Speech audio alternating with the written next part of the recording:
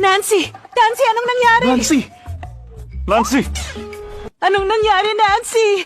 Huwag mo ako tinatakot ng ganito. Mama, kasalanan ko. Huwag niyong sisihin ang kapatid ko. Kasalanan ko. Wala naman siya ni isang gasgas. Kailangan niyong maniwala na hulog siya mag-isa.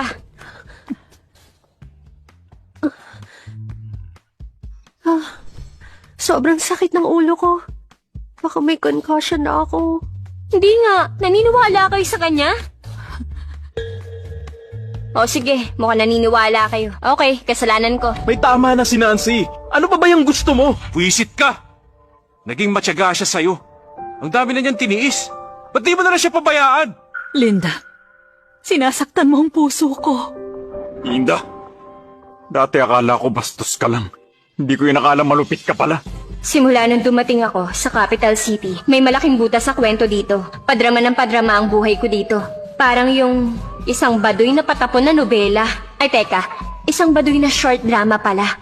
Malinaw na sa akin na di ako ang bida dito sa mundong to. Pero ano ngayon? Yan ang script nila. Para sa akin naman, mga supporting character lang sila. Linda, mag-sorry ka ngayon na.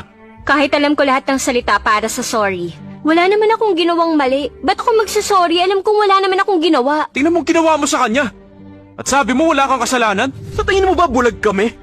Ay, tingnan natin yung CCTV para makita niyong wala akong kasalanan. Alam mo namang walang camera dito. Kaya itong pinili mo para itulak si Nancy, di ba? Mga kapitalista nga naman. Sa dami ng pera nila, di makapagdagdag ng camera dito. Linda, kahit gaano ka pa kagalit kay Nancy, isipin mong kapatid mo pa rin siya. Huwag mo ibunto ng galit mo sa kanya. At saka, yung mababang exam mo, di niya yun kasalanan, anak.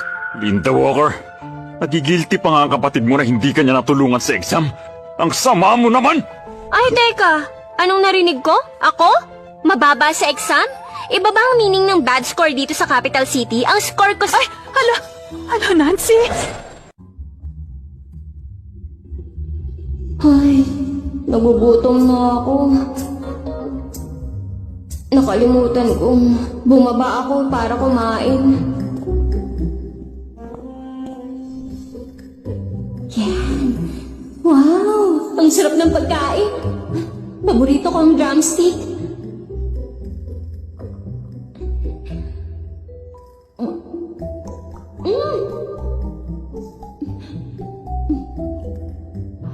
Isa pa tong paborito ko, ang sweet and sour ribs.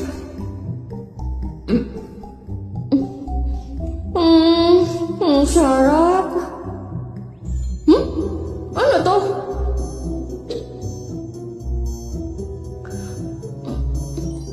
Masarap din. Laki nitong mesa.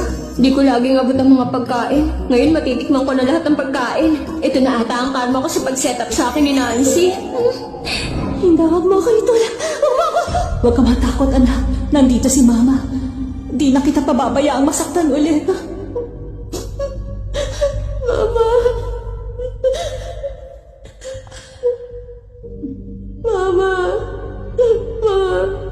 Nancy, tuturo ako ng leksyon ni si Linda.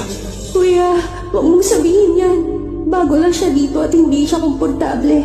Kasalanan ko. Ginalit ko siya. Huwag niyo siyang sisihin. Ikaw talaga, sobrang bait mo rin kasi. Isa lang ang request ko.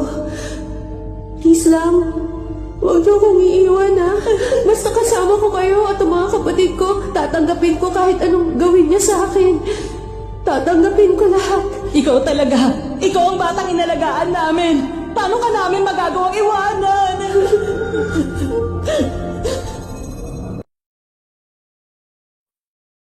Butler, ang almusal. Sorry, Miss Linda. Lahat ng mga staff pinag-day off. Biglaan naman. Lahat, hindi ba kumain ng almusal? Pumunta po silang lahat para dalawin si Miss Nancy sa ospital. Kaya naman, So, ginugutom nila ako. sabi ni Master Joseph, para matuto ka raw. Di ba mayaman ang pamilya ng Luis? Bakit ang babaw nila? Pag di ako nag-almusal, di tama ang nutrisyon ko. Pag di tama ang nutrisyon, bababa ang study efficiency ko. At pag mababa siya, maaapektuhan ang lahat ng grades ko. At pag naapektuhan ng grades ko, naku, guguho ang mundo ko. Naiintindihan mo? Gets mo? Gets mo ba? Ay, hindi naman. Hayaan mo na, di mo kasalanan. Ako nang bahala. Ay.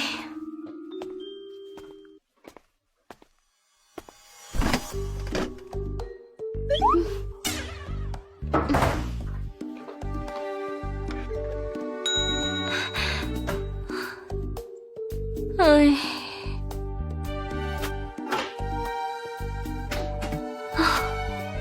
May tumira na ba dito dati? Ang yaman nila pero ang kuripot. Ba't walang kahit na ano dito? Dahil walang pagkain, ang kalooban ko na lang ang palalakasin ko.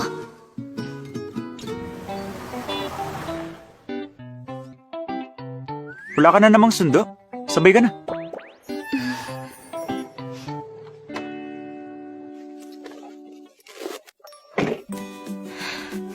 Ang bango naman dito. Gusto mo ba? Ay, hindi ko talaga kayang tumanggi. Ang sarap! Kung gusto mo, iyon na yan. Pero, ba't gutom na gutom ka?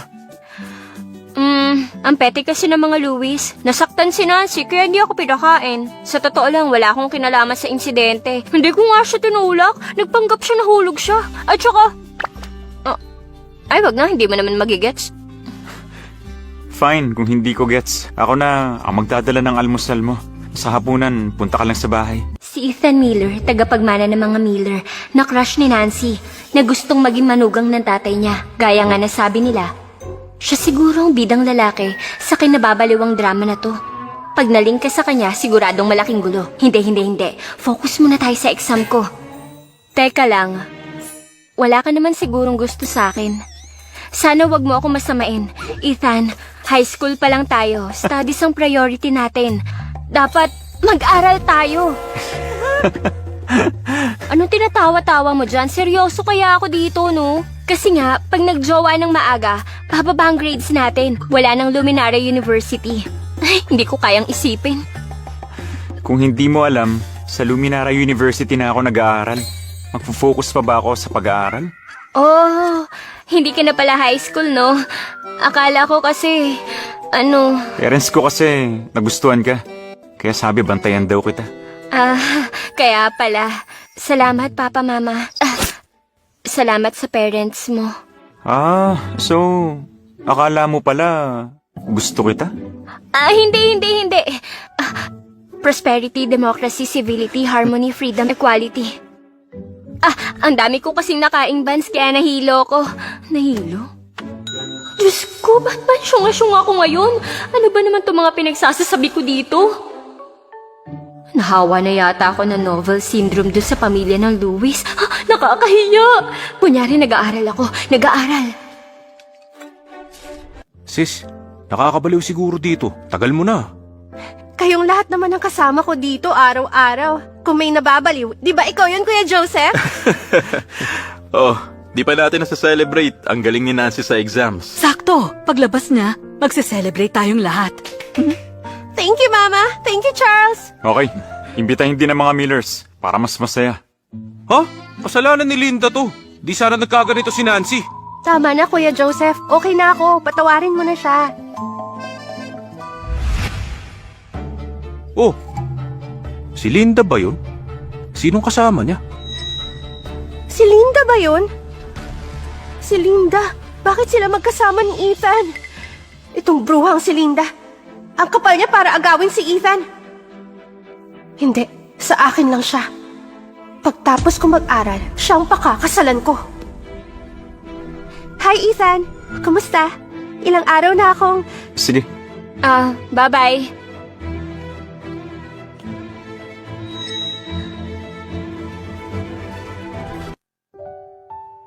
Anak, andyan ka na. hi ma. May party daw ang mga Louis sa kabila para sa anak nila. Iniimbita nila lahat tayo. Ayokong pumunta. Bakit? Sabihin mo, natakot ka na ba kasi kinukulit ka nung anak nilang babae dati? Napagtripan yung anak nyo ng baliw na babae. Ayos ba yun? Sobra ka. Pero iho, balita ko, very talented daw talaga yung biological na anak nila. Nung pumunta ako sa school, naka 700 points daw sa exam yung bata. Ibang klaseng bata yon. Baka yung party para siguro i-celebrate siya. Pupunta na ako. Sige. Akala ko ba ayaw mong pumunta kanina? Ano, sigurado ka na? Alam mo, pansin ko ang dalas ng pag-uwi ni Ethan. Akala ko nung una kasi namimiss niya tayo. Yun pala, madalas inaatid yung dalaga sa kapitbahay. Yun ang tunay na rason. Hindi pala tayo. Totoo ba yun, anak? Ikaw tsaka yung dalaga ng mga Luis? Akala ko pupunta kayo sa party.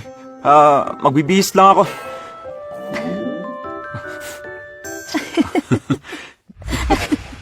Philip!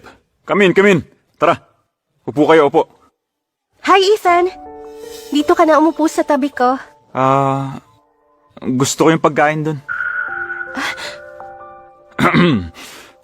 Ngayon, pinagdiriwang natin ang pagpasa ni Nancy sa admission exam. Oh, Nancy, dapat sa huling yugto mo na to, mas lalo kang magsikap. Okay, Papa.